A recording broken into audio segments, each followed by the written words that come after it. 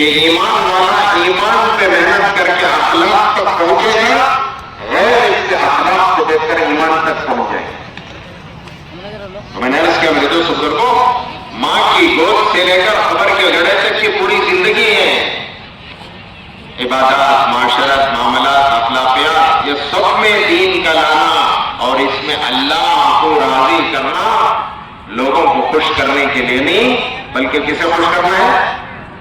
میرا اللہ خوش ہو جائے، میرا اللہ راضی ہو جائے، اس کو اخلاص کہتے ہیں۔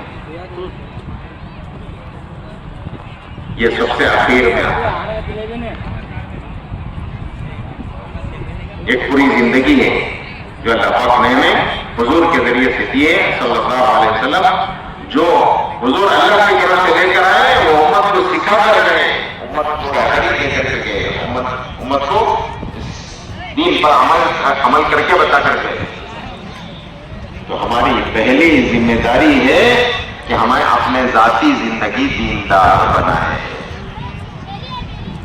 کیا حضرت ایک ذمہ داری میں 1 گھنٹہ کر دو نہیں تمہیں،